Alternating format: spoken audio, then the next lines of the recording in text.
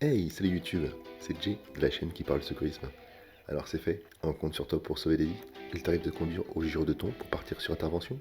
Mais quand tu conduis sur le trajet, es-tu vraiment prioritaire sur la route? C'est ce que nous verrons sur cette vidéo. Et comme d'habitude, tu trouveras toutes les informations complémentaires dans la description. Bon, pour commencer, je vais faire simple.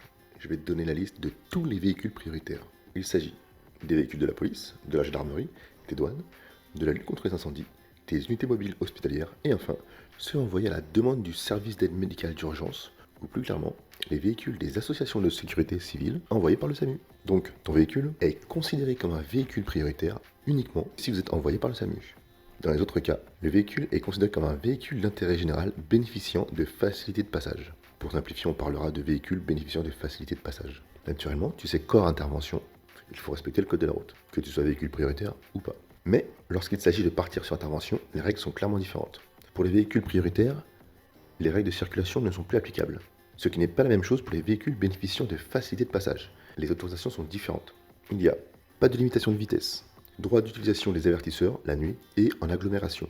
L'arrêt et le stationnement sont autorisés sur la bande qui sépare les deux voies centrales et sur la bande d'arrêt d'urgence. Les demi-tours sur les voies sont autorisés. La marche est autorisée. Le franchissement de la ligne continue de la bande d'arrêt d'urgence est autorisé. L'arrêt sur la chaussée est autorisé. Comme tu peux le voir, tu n'es pas aussi libre que tu penses, mais tu as quand même pas mal de liberté.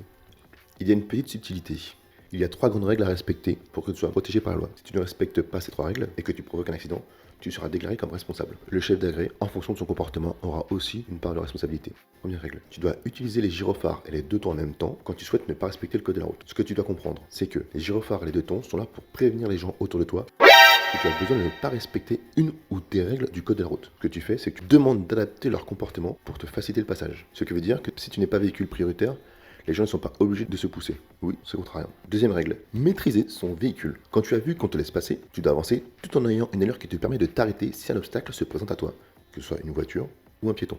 Troisième règle, réalité de l'urgence de la mission. Et oui, tu dois adapter ton allure en fonction de la gravité des interventions. Même si tu roules vite, tu rouleras plus calmement en partant sur l'entorse que sur un arrêt cardiaque. Ok, j'avoue. Souvent, le motif de départ ne correspond pas à l'intervention. Mais bon, ça c'est une autre histoire. Je précise que si tu es associatif, en plus de posséder un permis B et de ne pas être jeune conducteur, ouais donc si tu as un A c'est mort, tu dois passer le permis jaune. Bon, c'est pas compliqué, il suffit de passer une visite médicale avec un médecin de la préfecture de police. Partir en intervention ne veut pas dire que ton véhicule est prioritaire, mais souvent, ton véhicule deviendra véhicule bénéficiant d'une facilité de passage. Respecte l'utilisation des gyrophares et des deux tons, ainsi que la maîtrise de ton véhicule. Et surtout, assure ta vitesse en fonction de la réalité de l'intervention. Ça t'évitera des problèmes quand tu décales. Finex.